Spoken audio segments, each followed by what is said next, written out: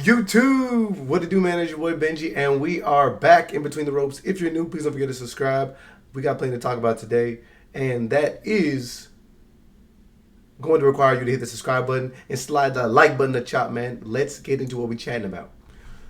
So, the visionary, the revolutionary, Seth freaking Rollins just went down via injury, and we saw a crazy turn from the Vision members on Mr. Rollins. The dude had a super eventful 2025. Obviously, we saw him beat the likes of Roman Reigns and CM Punk in a triple threat match at WrestleMania. He also secured the Wise Man, and then later that year was able to get the Money in the Bank briefcase. Can't lie. Legendary cash-in. Dude, the cinema. Like, from one, the cameras, the setup, the music, him standing up, dropping his crutches, turning around to go cash in on CM Punk, amazing. And then later in the year, he was able to win the Crown Jewel Championship. But some of that motion might have been halted because a lot of people are alleging that he was injured, and that's what led to the Vision turning on him so quickly. I mean, we all saw it coming. We all knew it was going to happen. I talked about how it didn't make any sense. I thought that it was holding back Bronson Reed and Bron Breakker, and it didn't really understand the pairing of him and Paul Heyman. We never really got enough explanation, and we didn't really get to see reasons why these guys would gel and what was their overall goal. Obviously, they talked about trying to become the future of wrestling, and Seth Rollins' vision included all of the guys that were around him, and basically anybody that would get in his way was going to get put down. But if you really looked at it, it didn't really make enough sense. So an argument can be made that enough of the fans' pushback and overall rejection of this group and this faction is what led to them likely speeding up the story. A lot of people believe it's because this dude got hurt. This whole injury angle really drew a lot of traction because there was a fan that posted a picture of him and Seth Rollins had his arm in a sling. Does it feel like deja vu to anybody? Remember a few months ago when the dude supposedly had went down with a knee injury, and it all lined up because Seth Rollins had history with bad knees, and the fact that he took an awkward loss to LA Knight alluded a lot, or led a lot of people to believe that, hey, Seth Rollins is done. He's out for the count while he was on a good run. What's next? That moment led to his crazy Money in the Bank cash-in because a lot of people believed he was injured. And Seth Rollins went on in storyline to show that he was just fooling everybody and was able to gain himself the opportune moment to get the title from CM Punk. So, an argument can be made that this is the same thing. If I look for the account that posted that picture, it doesn't exist. And many people are not going for it. Look at the comments. He was also spotted walking with crutches before. We don't believe anything. Downside of pulling that knee injury angle is that no one will ever believe that Seth is hurt. Don't believe a word of it. I can't believe this after last time. He says if you see a grown man eating ice cream, don't take a picture with him. Very valid. And if I look for that on Instagram, I don't see that profile. Now look what this report is from Vice.com. In a since deleted photo, Rollins went incognito in all black, smiling at the camera while holding an ice cream cone. In the photo is his arm inside of a black sling. During the post-show, Rollins admitted that he had a rough landing and was unsure about the long-term ramifications. The truth is, I told Cody that I would do anything, by any means necessary, whatever it took, I was going to beat him. I saw an opportunity, took it, it didn't pay off. Honestly, there might be some long-term ramifications. At the end of the day, I was going to lay it all on the line. I did everything in that ring, no matter what, rough landing there, rough landing. Now, this is the moment in specific. Top rope, diving headbutt.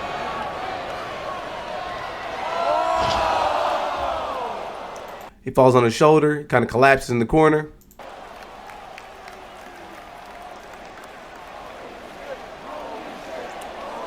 He's slow to move afterwards, and it looks like a lot of what he's doing movement-wise is favoring that right arm. He's really favoring the left arm, but he's utilizing the right arm to make his moves. He's not really using his left anymore.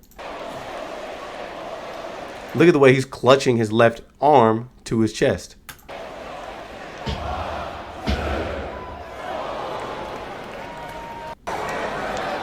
And watch it again.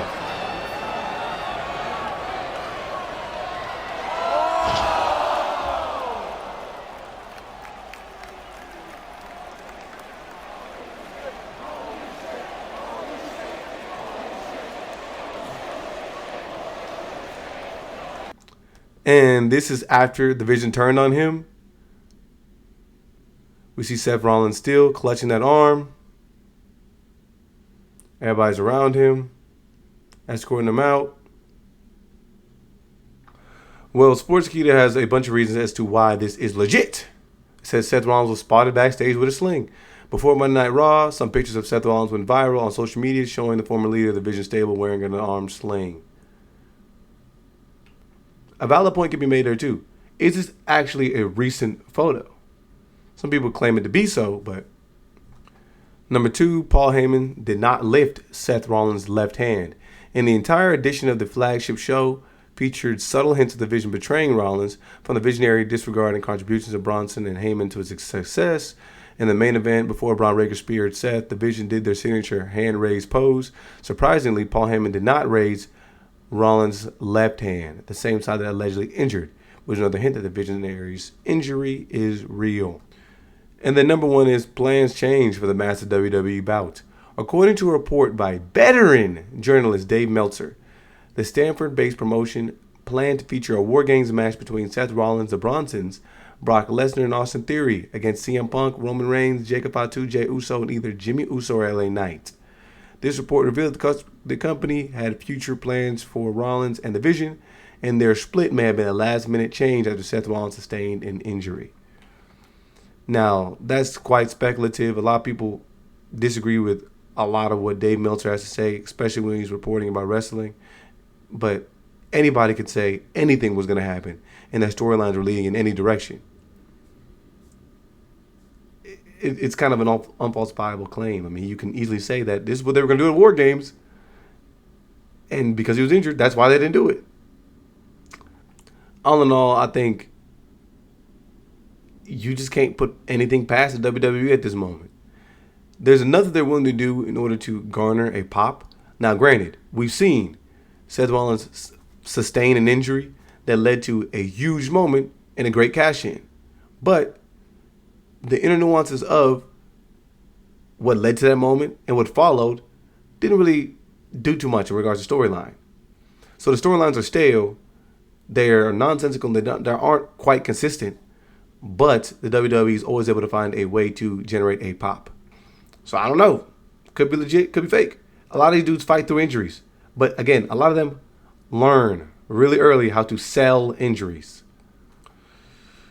Supposedly, Seth Rollins could be out for shoulder or rotator cuff surgery. Some people are happy about this because it now offers Bronson Reed and Bron Breakker the opportunity to be supposed main eventers or focal points of the TV show. And a lot of people want to salute Seth Rollins for the contributions that he had to these gentlemen. Guys, let's not forget where Bron Breakker was just a few months ago. Big time matches in WrestleMania. He was a 2-time Intercontinental Champion, all in his first year on the main roster. Big time feuds. Come on, man. He had people barking city to city. And for Bronson Reed, let's think about it. Last year, this dude was dueling monster of all monsters matches with Braun Strowman. Now, granted, let's talk about Seth Rollins last year, how he was able to contribute to Bronson Reed's ascension. All to the point where he became a pivotal, moving piece of the roster. Instead of the dude that just shows up in order to have a match where he's going to do a couple strongman things, he was actually started to be positioned as somebody who could potentially chase a belt. He was main eventing Raw. Multiple episodes. Unfortunately, he went down with injury after he tried to jump off the top rope in the War Games last year. I'm sorry, not top rope. Top of the cage. Let's look at some big time names that fell victim to Bronson Reed. Roman Reigns, Randy Orton, and Seth Rollins. These are some of your mega stars. We'll argue that I can't even argue that Seth Rollins got Bronson Reed the match against Roman Reigns, because what ended up, or Bronson Reed was able to leverage, or maybe the team WWE was able to leverage the fact that people were calling him the tribal chief or the tribal thief online, and they actually utilized that to get merch and create a storyline in which he was after Roman Reigns' shoes and was disrespecting Roman Reigns. That's what got him the first match against Roman Reigns. That's what got him the tag match against Roman Reigns. He was losing, and they kept jumping him for months, weeks, and eventually he finally got his match in Australia against Roman Reigns, to which Roman lost. Not technically clean because there were interruptions, whatever the case may be. There was tables involved, sure. He beats Roman. Do either one of them need Seth? They didn't speak. They barely spoke when they were lackeys for Seth Rollins. So all in all, I just gotta disagree. I don't agree with that sentiment, bro.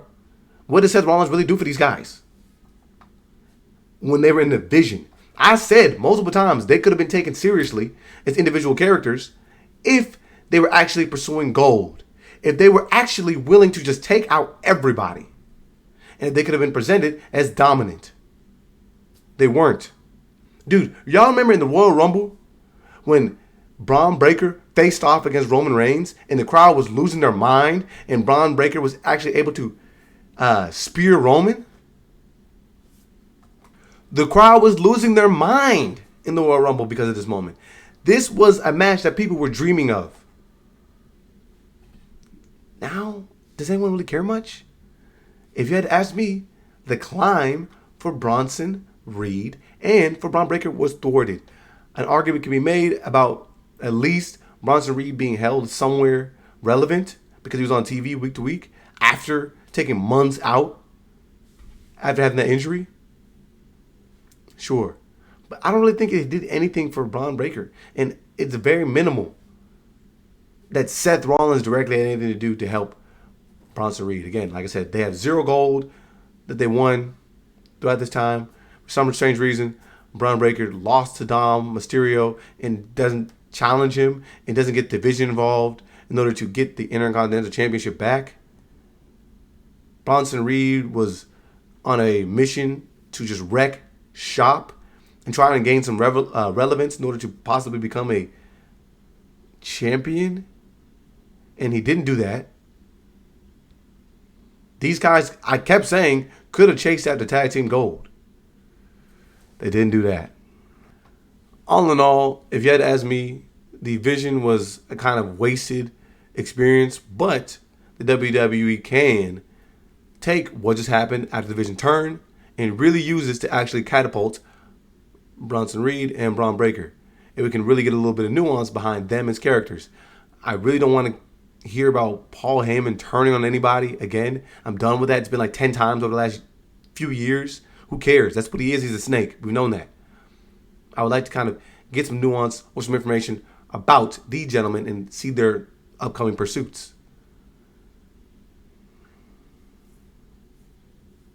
But y'all let me know.